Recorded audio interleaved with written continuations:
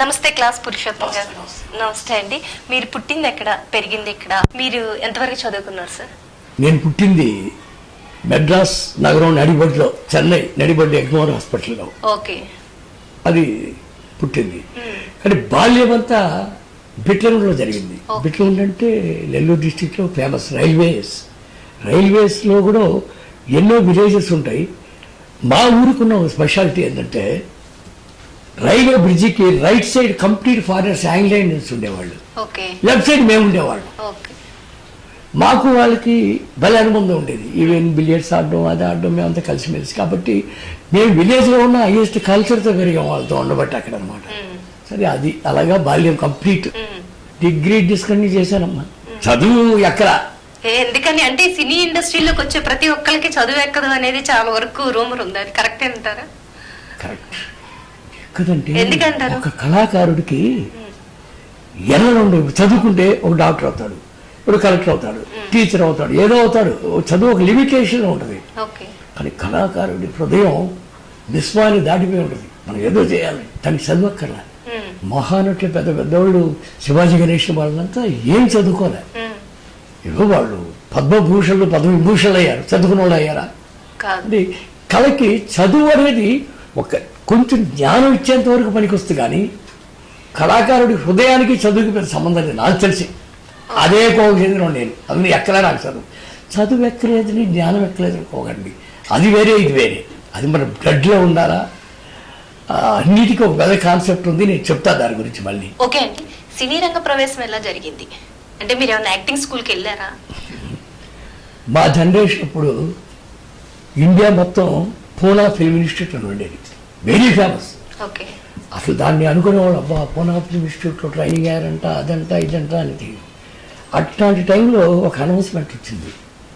చెన్నైలో film chamber వాళ్ళు south Indian film chamber of commerce film institute అని స్థాపించారు, మీరు అప్లికేషన్లు పెట్టుకోవచ్చని. అది ఎట్లా ఏందని చెప్పి సో ఏదో పెట్టుకొని ఒక అప్లికేషన్ పెట్టాను. లక్కీకి ఎంట్రీ వచ్చింది. సో ఆ ఎంట్రీకి వెళ్తే 200 మంది ఉన్నారు అక్కడ. ఆ 200 మందిలో రాజేంద్ర ప్రసాద్ హీరో, సన్నగా ఉండేవాడు. వాళ్ళకి ఎంట్రుకలు చాలా ఎక్కువ ఉండేవి, కలిగారు సన్నగా. తర్వాత చాలా మందికి ఎవరెవరో. అండ్ రోజారమణి హస్బెండ్, అతను భలే రామకృష్ణ అతని పేరు. ఇప్పుడు పేరు మార్చుకున్నాడు సినిమాకి వచ్చిన తర్వాత. తరుణ్ వాళ్ళ నాన్న చక్రపాణి అని పేరు మార్చుకున్నాడు. అతని పేరు రామకృష్ణ.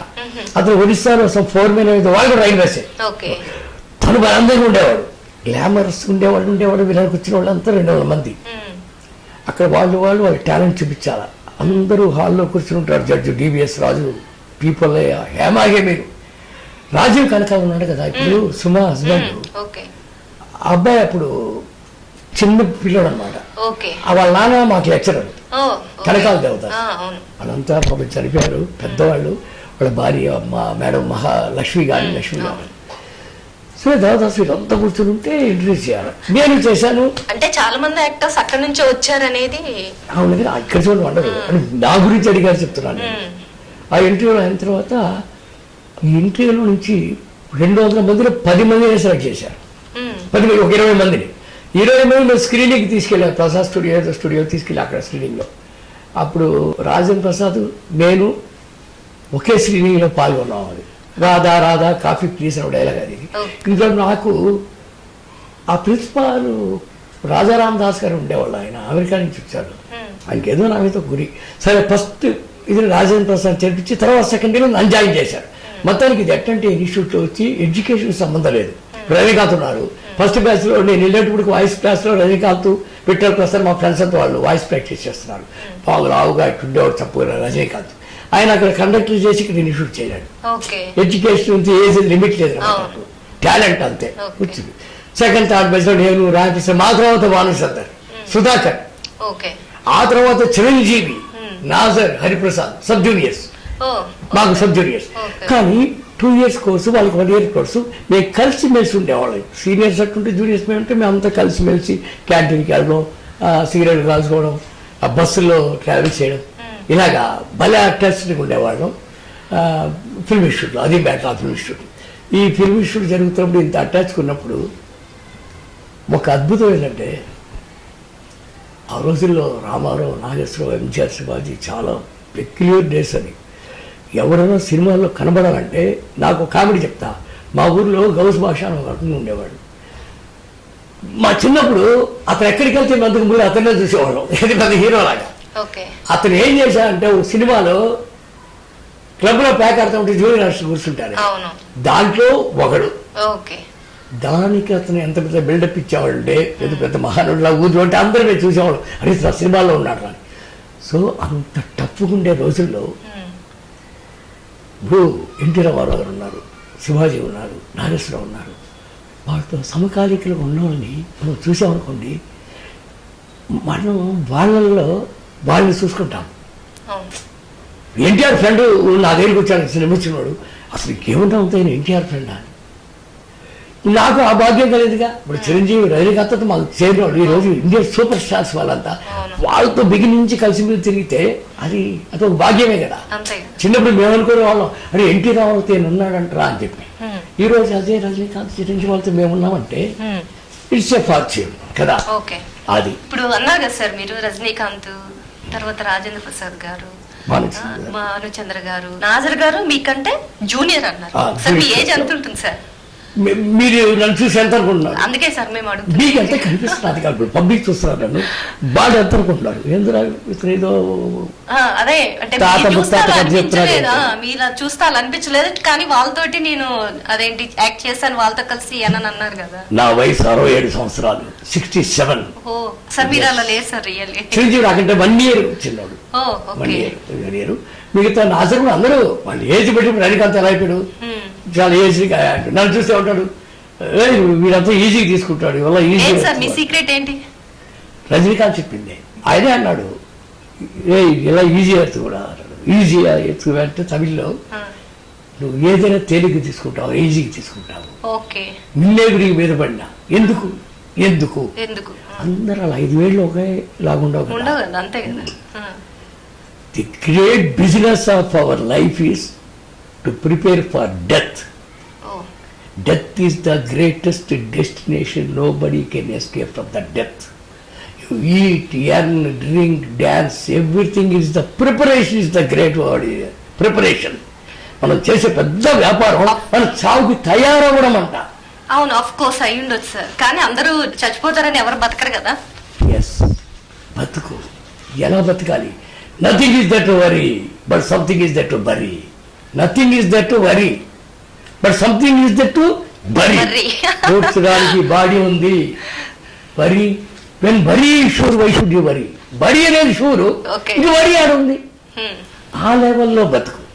నువ్వు బాధపడి బతకబాకంటున్నా, నేను బతకొద్దని చెప్పలేదు, కానీ బాధ అన్నాక మనిషికి బాధ లేకుండా బతకలేదు. తీసేయి. అందుకే రజనీకాంత్ ఏమన్నాడు, ఎన్ని పెట్టుకోబట్టి ఇట్ అయ్యాము, వీడు ఎన్ని తీసేస్తాడు, తీసి దెబ్బలు వేస్తాడు. Nothing is impossible to A building mind. So ఈజీగా తీసుకో.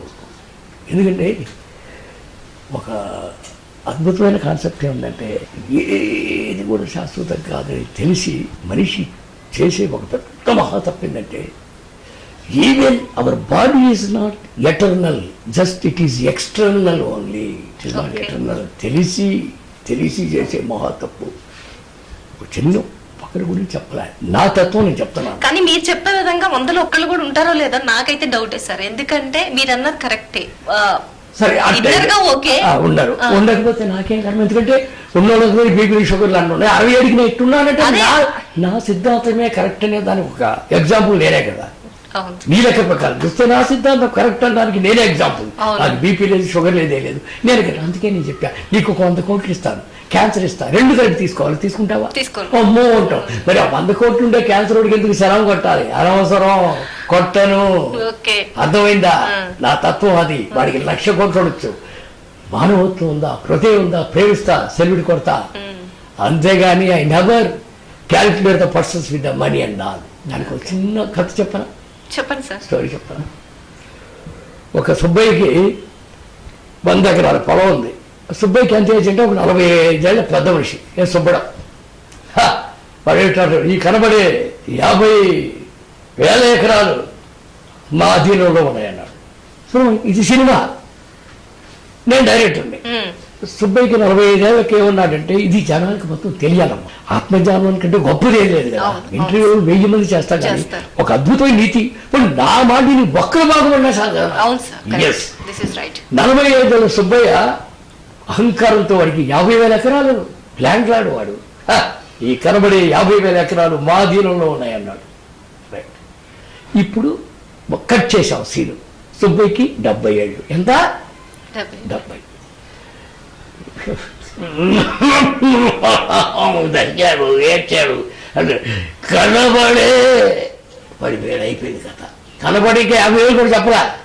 70 ఏళ్ళు రాగానే ఖర్చు నెక్స్ట్ వారసత్వం కొడుకు పుల్లయ్య వచ్చేసాడు. 25 ఏళ్ళు.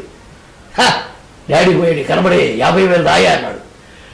వాడికన్నా డైరెక్ట్ 70 ఏళ్ళు పెట్టాం టైం. వీడికి అది కాదు, కొత్త బైక్ కొన్నాడు, యాక్సిడెంట్లో పోయాడు వీడు. అప్పు అసిస్టెంట్ అనిపించాడు. రైట్ రారా భూమి అంటే తెలుసా నీకు? 50,000 ఎకరాలు ఏంద్రా, పెద్ద మొక్కలు చేయలేరు. అసిస్టెంట్ రైట్ అన్నాడు. నేను చెప్తాను సార్, నెల్లూరు జిల్లా మా సార్, గుంటూరు జిల్లా మా సార్, 1,00,000 ఎకరాలు ఉంటాయి సార్. దాంట్లో బాగానే ఉంది కానీ నాకేదో సాటిస్ఫాక్షన్ లేదు. అసోసియేటివ్ వాడు సార్, వాడు మొహం సార్, తెలంగాణ మా సార్, ఏపీ మా సార్, 1,00,00,000 ఎకరాలు ఉంటాయి సార్, తమిళనాడు మా సార్. అరే బాగానే ఉంది కానీ ఈ ముక్కలు కూడా నాకు సాటిస్ఫాక్షన్ లేదురా. స్టేట్ చేస్తే కూడా ఇంక ఎంకాడేది 50,000 ఎకరాలు అయింది. సరే కోఆర్డినేటర్ పిలిచాం. అరే వాడు స్టేట్లు చెప్పాడు, నాకు ఎందుకు తృప్తి లేదురా అంటే, సార్ ఇంతకంటే ముక్కలు లేవు సార్ ఈ భూమిలో. ఇండియా మాది, పాకిస్తాన్ మాది, చైనా మాది, రష్యా పెద్ద మొక్కలు. వెరీ గుడ్, బాగా చెప్పావు. ఈ భూమిలో మొత్తం 3/4 ఏముందిరా చెప్పండి? వాటర్. 3/4 వాటర్. ఈ 1/4 ఇండియాలో, రష్యాలో, జపాన్లు అన్నీ ఉన్నాయి. దీనికంటే 3/4 భాగం వాటర్తో తన చుట్టూ తాను తిరిగే ఈ భూమిలో వెంకారెడ్డి, సుబ్బయ్య, పుల్లయ్య, రాయుడు ఎవ్వరూ 1 ఎకరా కూడా బయటికి రాలా. ఇండియా బయటకు వచ్చేసిందా? పాకిస్తాన్ బయటకు వచ్చిందా? మన క్రియేషన్ మొత్తం, మన క్రియేషన్లో మనం ఒక అగ్నిగోళం 3/4 భాగం సముద్రంలో ఉండే అగ్నిగోళం తిరిగిపోతుంటే దీంట్లో నాది నాది అని లోపలికి వెళ్ళిపోతాం, మళ్ళీ పుట్టుకొని వచ్చిన నాది నాది అని ఒక్క చెక్కు చేతుడు ఎవరిది ఎకరా కాదు, ఎవరిది ఎకరా కాదు. Even our body is not worry. వెంట్రుకు కూడా మనం తీసుకెళ్ళాం కదా. మనం తీసుకెళ్ళామని తెలిసి, భూమి రౌండ్గా ఉంటుందని తెలిసి, అరే బాబా దాంట్లో 10 ఎకరాలు నాదురో, నాది 5 ఎకరాలు రావు, ఆ బిల్డింగ్ నాదురో, ఒక్క భూకంపం వచ్చి మన మెక్సికోలో అన్ని బిల్డింగ్లు కూలిపోయినాయి. అంటే ఈ విషయం తెలియక అందరూ ఇలా తెలియకపోతే క్షమిస్తాం, తెలిసి ప్రతి ఒక్కరికి తెలుసు, ప్రతి ఒక్కరికి తెలుసు. మనం 10 ఏళ్ళకి చచ్చిపోతామా, 50 ఏళ్ళకి చచ్చిపోతామా, 75 ఏళ్ళకి చచ్చిపోతామా తెలీదా? చచ్చిపోతాం. 100 ఏళ్ళు అప్పుడు చచ్చిపోతాం. 1,00,000 సంవత్సరాలు భూమి, రాజ్యాలు వేలిన రాజులు రాళ్ల పాలయ్యారంటే వాళ్ళకంటే గొప్ప కానీ వాళ్ళు కూడా ఆశపడి ఆ భూమి ఇప్పుడు కొట్టుకొని నరుకొని చంపారంటే వాళ్ళకి అజ్ఞానం. భూమి కాలం పెరిగే కొద్దీ వాళ్ళ అజ్ఞానాన్ని మనం పునికి పుచ్చుకొని అదే అజ్ఞానంలో గెలగెల కొట్టుకొని నా బిల్డింగ్ నాది అటు ఇంకేందే బతికేది అంటాడు కదా. చెప్తా, you have all rights to enjoy the earth but don't try to make it own. ఇది మెయిన్ కాన్సెప్ట్. ఈ భూమిలో ప్రతిదీ అనుభవించే అర్హత నీకుంది. భూమిలో పుట్టిన పండించింది అన్ని అర్హత ఉంది. 1 ఎకరా కూడా మంద కాదు. ఎలా తెలుసా? ఓ తల్లి తన రక్తాన్ని మార్చి పాలిచ్చింది. తన ప్రేమంతరికి ఇచ్చి మొగుడు పిలిస్తే కూడా పారా బిడ్డకిస్తా అంది. నువ్వు తల్లి కావా, పెద్దోడు అయి నాకు తల్లిని పెళ్లి చేసుకుంటావా? చేసుకోవుగా. ఏ ఎకరా? 10 ఎకరాలంటే భూమిలో అమ్మ పార్టీ అది ముక్క. పుడమి తల్లి, మన పుట్టిన తల్లే, దేవుడి ప్రాపర్టీ, తండ్రి. మనం టచ్ చేయకూడదు, ఏ ఎకరాన్ని టచ్ చేయకూడదు. భూమి మంది కాదు. ఒకరు ఏ పార్ట్ టచ్ చేస్తే తల్లి కన్నా 50 ఎకరాలు వద్దు. తల్లి దాంట్లో నుంచి పాలిచ్చింది మనకి. అట్టా అమ్మాయిని పుట్టించింది, అందాలు పుట్టించింది, పండ్లు పుట్టించింది, అద్భుతాలు పుట్టించింది. అన్నీ ఎంజాయ్ చేయి, ఎంజాయ్ చేయి. Only rise to enjoy the earth. నీకు తప్పు లేదు. అందుకే ఒక పాటలో నాగేశ్వరరావు చిన్నప్పుడు చాలా ఇష్టమైన పాట. భూమి మీద సుఖపడితే తప్పు లేదురా, బులబాటం తీర్చుకుంటే ముప్పు లేదురా, ముప్పే లేదురా. ఎంత గొప్పగా రాశాడు ఆత్రేయ అంటే, భూమి మీద సుఖపడితే తప్పు లేదు, కానీ స్వార్థంతో దేనిని సొంతం అనుకోండి, even your wife, your children, నీ అన్న, నీ తమ్ముడు, సర్వం మాయా. మాయా అనుబంధం, ఆత్మీయత అంతా ఒక బూటకం. ఆత్మతృప్తికై మనుషులు ఆడుకునే నాటకం, వింత నాటకం. Just for the sake of ఒక ఎవరు కాదు. ఇప్పుడు ఓ తమ్ముడు అండి అమెరికాలో భారతీయుని కాల్ చేశాడు, వాడే తమ్ముడు. యాడా ఏం బంధం? తల్లిని తీసుకెళ్ళి ఇప్పుడు ఎక్కడో అనాథాశ్రమాలు చేర్పించేస్తున్నారు. ఆమె పుట్టినప్పుడే వీడు నన్ను చేర్పిస్తాడో తెలిసి పుట్టినప్పుడు నేను నొక్కేసి ఉంటే వీడు పెరిగేవాడా? అనుబంధాలు, ఆత్మీయత మాయా మాయా మాయా మాయా. మాయలో పడిపోయి ఆ మాయలో వీడిని వాడు కొట్టుకోవడం, వాడిని వీడు దోపించడం, అన్నదమ్ముడు అరగతం స్థలం కోసం అన్నదమ్ముడు కొట్టుకోవడం ఎంత నీచం, అజ్ఞానం అజ్ఞానం. అందుకే వీళ్ళందరూ కొట్టుకునే వాళ్ళందరూ అజ్ఞానంతోనేనా అంటారు? మహా అజ్ఞానంతో. జ్ఞాన అన్ని సంపదల్లో గొప్ప సంపద ఏం చెప్పి చూద్దాం? చెప్పలేవు, ఎందుకంటే నువ్వు అజ్ఞానం గురించి మాట్లాడు కాబట్టి. జ్ఞాన సంపద, సంపదలోకి వెళ్ళి గొప్ప సంపద జ్ఞాన సంపద. డబ్బు కాదు, ఇది కాదు, సంపదే జ్ఞాన సంపద గొప్పది. ఆ జ్ఞానంతో ఉన్నవాడు వీటిని ఆశపడ్డగా, ఆశపడేవాడు అసలు అజ్ఞానంతోనే సంపాదించుకుంటున్నా అని అనుకుంటారు కదా అందరూ. ఆ జ్ఞానం వేరే, ఇది స్వార్థంతో కూడిన స్వార్థ చింతన అంటారు దీన్ని. వీడు సంపాదించే జ్ఞానంతో సంపాదించేదాన్ని జ్ఞానవంతుడు ఏం చేస్తాడు తెలుసా? 10 మందికి సహాయపడతాడు, 10 మందిని బాగు చేస్తాడు. ఆ జ్ఞానంతో సంపాదించిన అహంకారంతో 1,00,000 మందికి దాన ధర్మాలు చేసి వాడు కీర్తి గడిస్తాడు, వీడు అధోగతి పాలవుతాడు. అది సో ఇంత పెద్ద కాన్సెప్ట్. సో నాకు ఆ ఫిలాసఫీ ఎక్కువ. అందుకని మీకు ఎన్ని ఎకరాలు ఉన్నాయి సార్, మీకు ఎన్ని బిల్డింగ్లు ఉంటే, నాకు ఒకటి ఉందిరా, హెల్త్ ఈజ్ వెల్త్, ఆరోగ్యమే మహాభాగ్యము. ఆరోగ్యం అనే ఒక కొన్ని లక్షల కోట్లకు సంబంధించిన వెల్త్ నాకుంది కాబట్టి నేనే అసలు శిశులైన కోటీశ్వరుణ్ణి. ఎ ఫుల్ఫిల్మెంట్, పరిపూర్ణమైన ఆనందంతో సంతృప్తితో బతికేవాడిని మించిన కోటీశ్వరుడు ఈ ప్రపంచంలో ఇంకెవ్వడూ లేడు. అది అలవడాలంటే అఫ్కోర్స్ నాకు 67 వచ్చిందంటే 40s నుంచే నాలో ఒక ఆత్మ చైతన్యం ఉండేది. ఫస్ట్ నుంచి కూడా ఈ స్వార్థ చింతన నాకు లేదు, ఈ సంపాదించాలని కూడబెట్టుకోవాలని. నా దగ్గర ₹1 సాయంత్రం నేను సిగరెట్ అడుగుతా కొని అని, తెలుసా నీకు? That is my nature, sure. అంటే 1 crore ఖర్చు పెట్టేస్తారు ఈవినింగ్ కల్లా. ఎంతసేపు 10 సినిమాలు చూపించాడు, 30 రోజులు. నాకైతే 3 నిమిషాలు ఖర్చు చూపిస్తా. దానధర్మం చేసి నాకు అనవసరం, నాకేది కావాలి అది కావాలి. డబ్బు జబ్బు వాడిస్తాడు, వాడు ఇచ్చేశాడు. ఆరోగ్యమే మహాభాగ్యం అన్నాను. నాకు అప్పుడు లేడు. ఇక్కడ జనాలకి అర్థం కాకుండా చిన్న పిన్ పాయింట్ ఏంటంటే, a clear conscious fears no accusation. Your conscious clear, you need not fear for any accusation. A contented mind is a continual feast అన్నాడు. A contented mind is a continual feast. అట్లాంటి ఆలోచనలతో బ్రతికేవాడికి అనర్థాలు రావు. అసలు secret ఏంటంటే, నీ మనసే నీ జీవితం, నీ మనసే అన్నిటికి కారణం. నీ మనసులో అలా తీసావనుకో ఏం లేదు, పెట్టుకున్నావు అనుకో పొడిచా పులియారంటారు. మట్టిని ఇటు పెట్టితేనే వినాయకుడు, లేదా మట్టే కాదు. అన్నీ నీ మనసుకు సంబంధించిన విషయాలు. ఎవడైతే మనసుకు బానిసైపోయాడో వాడిని ఎవడు కాపాడలేడు. ఇది అత్యంత అద్భుతమైన హైయెస్ట్ ఫిలాసఫికల్ నేచర్. ఈ నేచర్ ఎప్పుడు అలవడాలి? బ్లడ్లోనే ఉండాలి. ఇంకోటి ఏంటంటే, విలనే లేకపోతే హీరో లేడు, హీరోలకు విలన్ లేదు. కర్మ సంబంధంలో అందరూ చేసిన కర్మపూరిత ఫలితాలే ఇక్కడ జరిగితే కాబట్టి వాళ్ళ జ్ఞానాన్ని దేవుడు అలా తొక్కేశాడు. ఎందుకంటే సృష్టి జరగాల, ఇక్కడ విలను కావాలా, కమెడియన్ కావాలా, హీరో కావాలా. సృష్టిలో ఎంతమంది ఉంటారు కాబట్టి ఎవరు పాస్ అవుతారు? ఈ ఆత్మజ్ఞానాన్ని పులికి పుచ్చుకున్న వాడికి ఏమవుద్దంటే మోక్ష సిద్ధిరస్త అవుద్ది. రజోగుణం, తమోగుణం, సత్వగుణం అన్నారు. ఈ ఆత్మజ్ఞానం వచ్చినప్పుడు ఏంటంటే, చావు పుట్టుకలనే జన్మ పరంపర నుంచి వీడు తప్పించుకుంటాడు. లేదా వీడు చచ్చాడు, ఎవడికి పిల్లికి బిచ్చవేలే, మళ్ళీ వీడు కుక్క అయిపోతాడు. ఆత్మకి చావులేదు, కుక్క అయిపోతాడు. మళ్ళీ ఇట్ట ఈ చావుపుడు సైకిల్లో ఈ చక్రంలో ఇరుక్కుంటారు.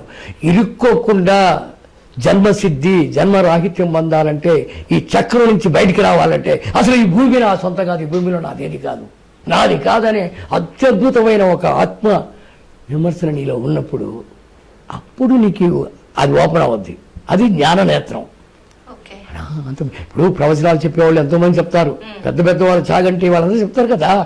మనం దేనికోసం చెప్తారంటే కనీసం మనం చెప్పేదంటే కొంచెం అర్థం చేసుకుని అవగాహన చేసుకుంటారని చెప్తారు. ఈ చెప్పేదాకి రేసిరే వాడేం చేశాడు ఫాలో అయిపోయాడు అంతే. ఆ చెప్పేదాకిని మళ్ళీ బయటకు తనకు అర్థం లేదు కదా. దాన్ని పాటించడం అనేది నీ జన్మత, నీ కర్మత, రక్తంలో రావాల్సిన ఒక అద్భుతం అది. సో ఈ కాన్సెప్ట్ లో ఉండి మళ్ళీ నేను ఎన్నుకున్న రంగం ఏంది కళారంగం. కళారంగంలో అయితే ఎన్నైనా చేయొచ్చు. ఎస్ కరెక్ట్ కావాలని కాదు. రజనీ అంటా మా రజనీకాంత్ అంటాడు, వాడు శాసిస్తాడు వీడు పాటిస్తాడు, అట్లాగే ఆగత్ అయిపోయింది. ఆయన ఏం చెప్తాడు అంటే పోతా ఉంది. ఏదైనా చెల్లిద్ది, సో అందుకని నేను ఏదైనా చెల్లిదిగా. ఇప్పుడు నేను సినిమా ఫీల్డ్ ఉండబట్టి కర్మమూర్తి 10 మందికి చెప్తున్నా. నేను కలెక్టర్నో డాక్టర్నో అంటే చెప్పలేను కదా. మన దగ్గర నేను చెప్పే ఇప్పుడు యాక్టర్ ఉంటే ఇప్పుడు రజనీకాంత్ వస్తే ఒక కలెక్టర్ వచ్చాడు, చిరంజీవి వచ్చాడు, ఎవరు చూడడానికి వెళ్తారు గుంపులు.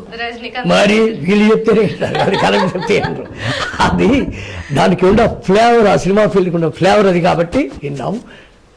నేను ఎంత గొప్ప అదృష్టవంతునంటే ఈరోజు సూపర్ స్టార్లు అయిన వాళ్ళందరూ నాతో చాలా అన్యాయంగా రిక్షాల్లో మామూలుగా నడిచి ఇలాగా క్యాషువల్గా మీరు ఎలాగా అలా తిరిగిన వాళ్ళు నాకు ఈరోజు వాళ్ళు సూపర్ స్టార్స్. ఎవరు కాదు, ఒక రజనీకాంత్, ఒక చిరంజీవి అంతా అలా ఉంటే నాకు ఎంత గర్వంగా ఉంటుంది, ఎంత ఆనందంగా ఉంటుంది, చాలా హ్యాపీ కదా. ఆ హ్యాపీతో నేను ఒక 100 సూపర్ స్టార్ లాగా ఫీల్ అయిపోతాను నేను అంతే. ఎన్ని సినిమాలు నటించారు సార్? ఎవరెవరితో నటించారు? అవి నడిచి అది కూడా బ్యూటీ ఏంటంటే నేను సినిమాల్లో వచ్చేసి పోయి నేను నటించాను. నాకు మంచి ఫ్రెండ్ ఉండేవాడు, చనిపోయాడు, సత్యారెడ్డి అని డైరెక్టర్. సత్యారెడ్డికి నాకు చాలా మంచి అనుబంధం ఉండేది. అనుబంధం మామూలు అనుబంధం కాదులే, అంతా మేమంతా అలా సిట్టింగ్ కూర్చొని యాభైనుకొని ఇలా స్క్రిప్ట్స్ డిస్కస్. దాంట్లో నా అనుభవాలు చెప్పాలంటే మీకు ఇంకొక 20 ఎపిసోడ్ కూడా సరిపోవు. చాలా ఎక్స్పీరియన్స్, ఫీల్డ్ ఎక్స్పీరియన్స్. పెద్ద వాళ్ళతో మోడుకోవడం, గణేష్ పాల్ రైటర్స్ తోటి పెద్దవాళ్ళతో మోడుకునే చాలా సీన్స్ ఉన్నాయి. ఆయన ఒక సినిమా చేశాడు నాయకురాలని. నాయకురాల సినిమాలో భానుచందర్, నాగబాబు, ఆవుతి ప్రసాద్, సీత, శారద నాయకురాలు, నేను. దాంట్లో నేను ఒక ఫైట్ చేశాను. ఆ ఫైట్ నాకు తెలిసి ఇండస్ట్రీలో ఇంతవరకు నేను ఎవరు చేసి చూడలే, చేసిపోయాడు. ఆ ఫైట్లో కూడా నాకు రౌడీలు ఎవరున్నారంటే రామలక్ష్మణ్, ఈరోజు పెద్ద లీడింగ్ ఫైట్ మాస్టర్స్ కదా, వాళ్ళు నాకు రౌడీలుగా ఉన్నారు.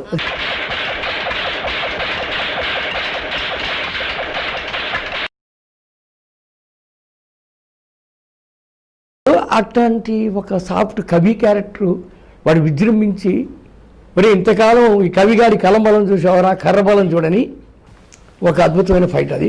రజనీకాంత్ గారు కూడా మాకు వల్లి అనే ఒక సినిమా తీసి మమ్మల్ని ప్రొడ్యూసర్ చేశారు. అది అసలు హైలైట్గా, అది రజనీకాంత్ గొప్పతనానికి ఒక అద్భుతమైన ఒక సీక్వెన్స్ అది చెప్తాను నేను.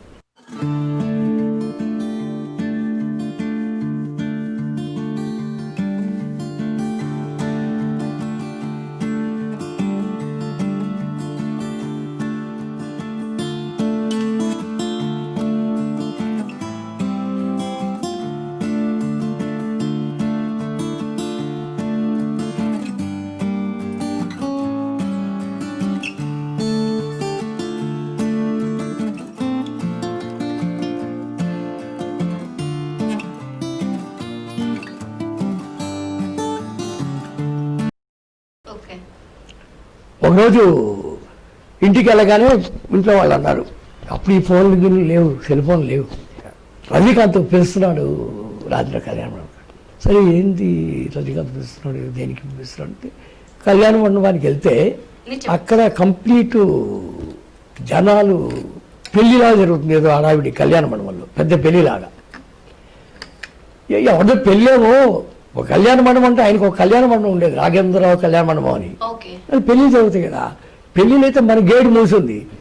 ఇక్కడైతే రజనీకాంత్ క్రిపిలోడే ఉంది, నాకు 5 గంటలకు రమ్మన్నారు ఇక్కడ ఏందని చెప్పి అయినా కూడా ఆ గేట్ సందులో నుంచి చూసా పెళ్లి ఎవరితో జరుగుతుంది అనుకోండి. మా ఇన్స్టిట్యూట్ సీనియర్స్ క్లాస్మేట్స్ ఉన్నారు, విఠల్ ప్రసాద్, వాళ్ళు కనబడ్డారు. అరే వీళ్ళు ఉన్నారు ఏందని చెప్పి అప్పుడు వాసుకునికి చెప్పి లోపలికి వెళ్ళిపోయాను. అది ఇంత లేట్ చేసే ఇద్దరు పో ఆ రూమ్కి వెళ్ళి అన్నారు.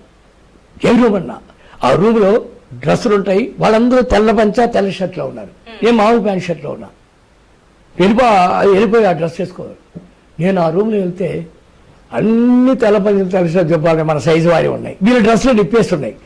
ఇది ఇప్పేసి మనం కూడా ఇది వేసుకోవాలేమో అనుకొని నా ప్యాంట్ షర్ట్ కూడా తీసేసి కొక్కికి తెరిచి ఒక పని సూట్ అయ్యి తెల్ల పంచ ఒక జబ్బా వేసుకొని వీళ్ళతో వచ్చి నిలబడ్డా. చూడు ఎంత సస్పెన్స్లో పెట్టాడు అది బండర్.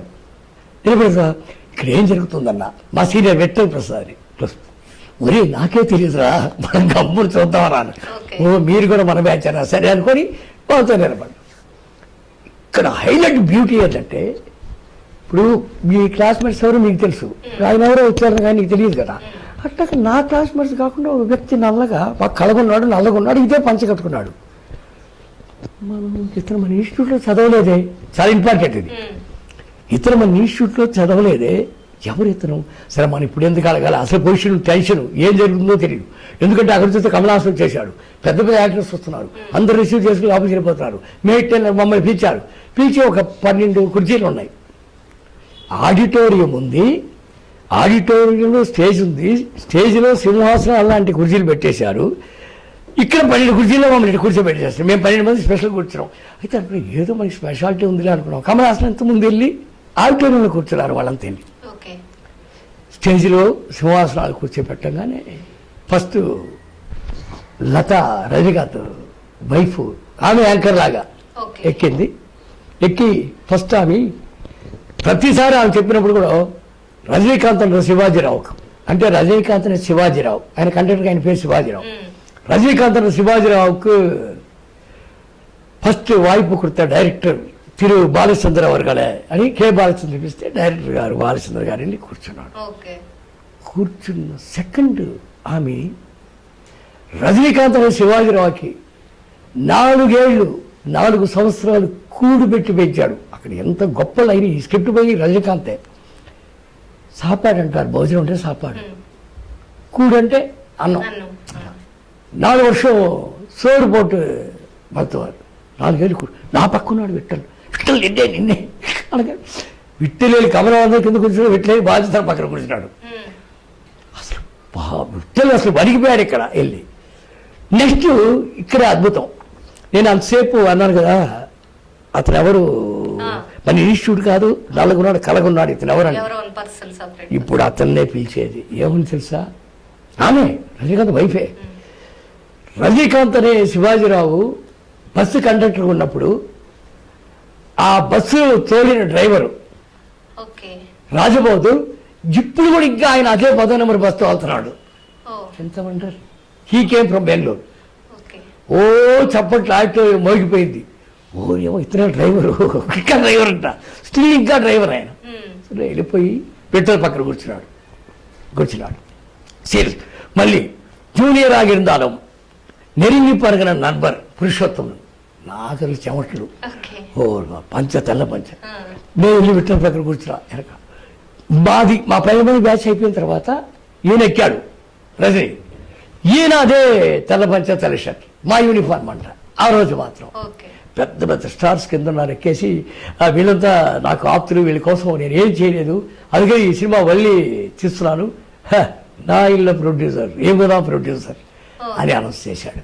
చేసి మేమంతా టీం వర్క్గా పొల్లాచికి వెళ్ళేసి చాలా ఒక 4 రోజులు దాదాపు రజనీకాంత్ తోటి గడిపిన మధుర క్షణాలంటే అయ్యే హ్యాపీగా దొరలా మళ్ళీ సినిమా చేశాము. అలా మాకు షేర్ ఇచ్చాడు. అందరూ మేము టీం వర్క్ లాగా సినిమాకి చేసి క్యారెక్టర్స్ కూడా చేశాము. అది రజనీకాంత్ అనుబంధం చాలా. అట్లాగే తన షూటింగ్కి వెళ్ళినప్పుడు నేను కొన్ని ట్రిక్స్ మ్యాజిక్స్ చేస్తూ ఉంటాను. ఒక జాలీ సినిమాలో నన్ను ఈయన తీసుకెళ్ళడం కార్లో గోవింద పిచ్చికి ఒక దూరంగా ఒక పొదల్లో కూర్చొని నేను శ్రీదేవి రజనీకాంత్ ఈ ట్రిక్లని చూపించి ఆమెను ఎంటర్టైన్ చేయడం. మేము ముగ్గురం యాక్ట్ చేయలేదు. జాలీ షూటింగ్ లో నన్ను పిలిపించుకొని ఆ షూటింగ్ గ్యాప్ లో శ్రీదేవిని తీసుకెళ్ళిపోయి ఆ పొదల మధ్యలో కూర్చొని మేము మ్యాజిక్లు చేసుకుంటా సరదాగా పాప ఆమె లేదు. చాలా ఎంజాయ్ చేసింది ఆ రోజు. ఇవన్నీ చేశాము. అంటే తర్వాత చిరంజీవితో అట్లాగే ఐ లవ్ యూ బావనారాయణ అప్పుడు ఏం tough competition. First Sarath Babu hero అనుకున్న తర్వాత చాలా అసలు. తర్వాత ఆమె ఇంకా బాంబే వెళ్ళిపోయిన తర్వాత మారిపోయింది అంత సీన్. కానీ ఇక్కడ ఉన్నంత వరకు చాలా అటాచ్డ్గా అందరూ ఉండేవాడు బాగా. చిరంజీవి ఐ లవ్ యూ తర్వాత ఐ లవ్ యూ నేను కూడా యాక్ట్ చేశాను చిరంజీవితో పాటు ఐ లవ్ యూలో. సువర్ణ అని సుజాత అని మా క్లాస్మేట్, నాకు చాలా క్లోజ్ అటాచ్డ్ ఫ్రెండ్ అనమాట. తను చాలా సినిమాలు చేసి ఇప్పుడు she was becoming a very big producer in Tamil. ఎందుకంటే ఆమె అల్లుడు Jayam Ravi, very popular hero Jayam Ravi. మా అమ్మాయిని సుజాత కూతురు పెళ్లి చేసుకోవడం ఆర్తిని. సుజాత మేము క్లాస్మేట్స్, 40 years ఫ్రెండ్స్. మేము చాలా అన్యోన్యంగా ఉంటాం. ఒక 15 సంవత్సరాలు మెగా సీరియల్స్ చేస్తుంది సన్ టీవీలో సుజాత, సన్ టీవీలో. ఇప్పుడు అల్లుడితో 2 సినిమాలు చేసింది. అడగమని సూపర్ హిట్ 2 జరుగుతూ ఉంది. అది తను నేను చాలా అటాచ్డ్. మీ డైరెక్ట్ విశేషాలు చెప్పండి సార్. మీరేం డైరెక్షన్ చేశారు? నేను ఈ మూవీస్ చేశాను కదా, వల్లి, నాయకురాలు, జగన్ నాయకుడు, రౌడీ రాజు.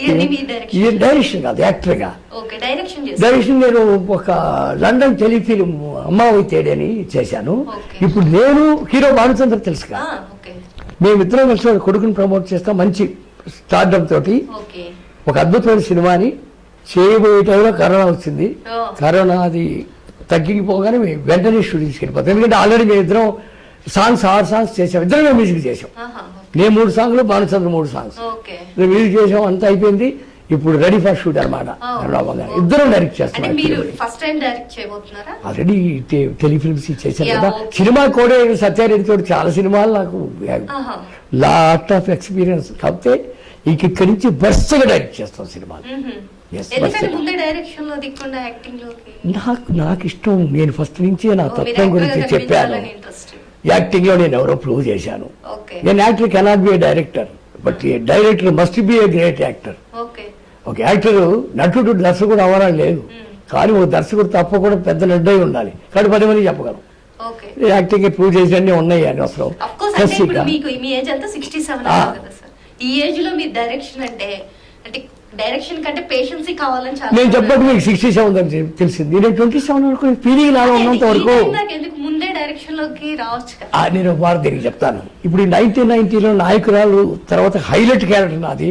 అదే క్యారెక్టర్ అట్లాంటి క్యారెక్టర్ ఇప్పుడు చేస్తే వాడు ఎప్పుడో వెళ్ళిపోతాడు. ఈ టైంలో ఆ టైంలో వచ్చేసి కరెక్ట్గా 90లో ఇండస్ట్రీ హైదరాబాద్కి షిఫ్ట్ అయింది. అంతవరకు హైదరాబాద్ వాళ్ళకి సినిమా షూటింగ్ అంటే తెలీదు. నాగేశ్వరరావు గారు కూడా చెన్నైకి రావాల్సిందే. మొత్తం షూటింగ్ మెడ్రాసే, లేదు సినిమా అంటే తెలీదు. 90లో హైదరాబాద్కి ఉన్న పలంగా, ఇప్పుడు ఉన్న పలంగా ఒరిస్సాకి మేము రమ్మంటే వెళ్ళిపోగలవా? ఫ్యామిలీ బర్డన్స్, పిల్లలు, బాడుసంతా కూడా అట్ట ఆగిపోయిన వాళ్ళలో నేను ఒక్కడిని. మిగతా వాళ్ళని చూసుకుని పాతకపోయారు. నేను ఆ టైంలో వచ్చుంటే నేను క్యారెక్టర్స్ చేసుకుంటా. రజనీకాంత్ గారు మీ చేతిలో ఉన్నారు అంటే మీ ఫ్రెండ్ క్లోజ్, అసలు తన పెట్టుకుని మీ డైరెక్షన్ చేయొచ్చు. అసలు అంటే మీకు ఆఫర్ ఉన్నా కానీ మీరు చేయలేదు, ఎందుకని నేను అడుగుతున్నాను అనమాట. ఒకటి మనకి వాళ్ళకి నచ్చాలంటే మనం ఒకటి ప్రూవ్ చేసి చూపించాలి.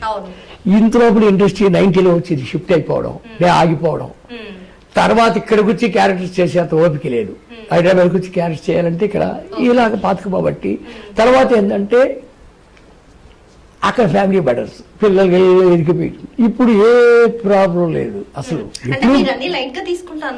ఎస్ అప్పుడు హైదరాబాద్ దాకా ఎందుకు రావాలి? రావాలి కదా, బట్ అసలు మీరు లైట్ గా తీసుకునేది ఎక్కడికైనా వచ్చి చేయాలి. నా ఇష్టం అది, నాకు ఇష్టం లేదు. అది లైట్ కి తీసుకున్నా, నాకు అది వద్దనేదే లైట్ కి తీసుకున్నా. అట్లా తీసుకున్నా లైట్ గా. ఇప్పుడు దాన్ని కూడా ఇప్పుడు కూడా ఏం టైట్ కి తీసుకోలేదు, ఒక ఫైట్ కి తీసుకున్నా అంతే. ఎందుకంటే ఈ ఏజ్ లో కూడా ఒక ఎనర్జెటిక్ గా ఒక సినిమా చూపిద్దామని, సినిమా చూపిస్తామా అది ఒక సినిమా చూపిద్దామని ఈ ఏజ్ లో ఫైట్ చేయడానికి. ఎందుకంటే all weapons are there with me, full energy is with me, courage is there. Why can't me? I can. I'm going to do this. Not only one film, I'm planning for 3 more films. Even every subject is different. ఎందుకంటే మేము పాతోళ్ళం, ఇప్పుడు ఈ జనరేషన్కి అనుసంధానం అవ్వాలి. But mingle with this youngest generation, upcoming, updated. అంతకంటే మనం double update చూపించాలి. దేవుడు ఆ ఎనర్జీ ఇచ్చాడు అని పరిపూర్ణమైన నమ్మకం. ఆ నమ్మకం, confidence is companion of success. ఆ నమ్మకం, అది నమ్మకం గురించి మీరు ఇప్పుడు ఈ జనరేషన్ కి తగ్గట్టు మూవీ నేను చేయగలుగుతాను. నమ్మకం, ఏ నమ్మకం? నమ్మకం అంటే ఏం తెలుసా? నమ్మకాన్ని గురించి చెప్తా, చాలా మందికి తెలియదు, ఇది చాలా ఇంపార్టెంట్. నమ్మకం అనేది అది గొప్పదనేది. హిమాలయ లాంటి ప్లేస్లో ఒక సన్యాసిని ఏడో పైన కొండలో ఉన్నాడు. నెట్టేశారు ఎవరో పోగిరోళ్ళు. వాడు పడ్డానికి 2 నిమిషాలు పడుతుంది, కింద మొక్కలైపోతాడు కదా. నెట్టేశాడు, పడిపోతున్నాడు. అయ్యా దేవుడా నిన్నే నమ్ముకుని బతుకు, నువ్వు ఉంటే నన్ను కాపాడుతా స్వామి అన్నాడు. పడ్డాడు, ఏం మావలా కాలు ఇరిగింది. వాడు ఆలోచించాడు, అసలు ముక్కలైపోవాలి పీస్గా, కాలు మాత్రం ఇరిగిందంటే ఎక్కడో ఒక మిస్టేక్ చేశానే అని కుంటుకుంటా పురుషోత్తమ మహర్షి తపస్సు చేస్తుంటే అక్కడ వెళ్ళి పురుషోత్తమ మహర్షిని అడిగాడు, స్వామి పడ్డాను, నన్ను కాపాడేశాడు ముక్కలవలసిన దేవుడు, కాలు ఇరిగిందంటే ఎక్కడ మిస్టేక్ చేసేస్తానంటే ఆయన అన్నాడు దృష్టిలో, ఒరే నువ్వు పడేటప్పుడు ఏమనుకున్నావు అని అన్నాడు. ఏమనుకున్నావు స్వామి, బతుకుతున్నాను, నువ్వు ఉంటే నన్ను కాపాడుతావు స్వామి. ఏమన్నాడు, నువ్వు ఉంటే నన్ను కాపాడుతావు అంటే అదేరా నువ్వు చేసిన తప్పు, నువ్వు ఉంటే కాపాడుతావు అన్నప్పుడే నీకు అనుమానం వచ్చింది లేడేమో. నువ్వు ఉంటే నన్ను కాపాడుతావు స్వామి అంటే అక్కడ అమ్మో నువ్వు ఉన్నావా అని డౌట్ వచ్చింది. పిచ్చి రాకూడక నువ్వు ఉన్నావు, గ్రౌండ్ మునిగిపో, నువ్వు ఉన్నావు కాపాడుతావని. ఆ కాలు ఇరిగేది కాదు, అక్కడ వచ్చి నువ్వు ఉంటే కాపాడుతావా. సో అనుమానం అనేది పరిపూర్ణత కావాలి నమ్మకానికి. నీ నమ్మకం గొప్పదైతే అవతల పర్సన్ మారిపోతాడు, అది అద్భుతం అక్కడ, అది జీవిత సత్యం. ఎవ్వడికి తెలియ టాప్ సీక్రెట్. నువ్వు ఒకటి నిన్ను అవమానం చేశారు, ఇది నా జీవితంలో జరిగింది చెప్తాను. వాడు చేశాడు, వాడు కొడతా గిడతా అంటే పొరుత్తాల్ భూమి ఆల్వాన్ అన్నాడు తమిళ్లో. నువ్వు ఓపికగా ఉన్నప్పుడు, అది 10 సంవత్సరాలు కానీ 50 సంవత్సరాలు కానీ, నువ్వు ఓపిక ఉన్న రోజు నీ కళ్ళ ముందు 100 రెట్లు అవమానం వాడికి జరగద్ది. నువ్వు ఓపిక లేకుండా వాళ్ళు నన్ను చేశాడు రామా నేను చేస్తానంటే ఏం జరగదు వాడికి. You are failure. కర్మ సిద్ధాంతం అది. ఓపికతో ఉన్నప్పుడు నీ కళ్ళ ముందే వాడికి నీకు చేసిన అవమానం జరగద్ది. అటు సర్వం జరిగిపోయింది. సో సార్ మనం సిస్టమ్ ప్రకారం మనం ప్లాన్ చేసుకుంటాం. Man proposals, God disposals. వాడెవడు సర్వ భగవద్గీతలో ఏమన్నాడు కృష్ణుడు, రే అర్జున వేసేదే నేను వేయించేదేమని అన్నీ నేనే రానాడే, చేసేది వాడే. ఆ పరిపూర్ణత, confidence is companion of success. అంటే ఈ పరిపూర్ణ నమ్మకం విజయానికి బెస్ట్ మిత్రుడు అంట. విజయం వచ్చేస్తుంది నీ నమ్మకం ఉన్నప్పుడు. విజయానికి కాన్ఫిడెన్స్ పెద్ద friend. Confidence is companion of success. వచ్చి తీరుతుంది అంతే. ఆ నమ్మకంలో తొట్టుపాటు అంత కూడా రాకూడదు. దేవుడని ఉంటే లేకుంటే అనవసరం ఉన్నా అంతే. పరిపూర్ణ పక్క దానికి తగ్గ ప్రయత్నం, పరిపూర్ణత, ఆ కాన్ఫిడెన్స్, ఆ విజయంతో దూసుకెళ్ళగలిగి అనుమానంతో బ్రేక్ అవ్వకూడదు. అందుకే పైన ఈ జెట్ ఫ్లైట్లో చేసేవాడు నా ఫ్రెండ్ ఒకటి పాపం. వాళ్ళు ఏం చేస్తాడు, పైకి తీసుకెళ్ళి 10,000 ఫీట్ తీసుకెళ్ళి బెలూన్ అంటాయి, వాళ్ళు తోసేస్తారు, దూకారా అంటారు. మిలిటరీలో చేరేవాడిని నేవీలో అవి దూకేస్తాడు, ఎందుకంటే బెలూన్ దిగుతాడు. వాడు ఇట్లా జరిగాడంట, వెనక్కి నెట్టేశాడు వాడిని. నువ్వు పైకి రావు, ఇప్పుడు ఇట్లా అనుకో వెనక్కి నెట్టేస్తాడు. సో చూసుకుపోవడం కావాలి, జర్క్ రాకూడదు. జర్క్ వస్తే ప్రాబ్లం.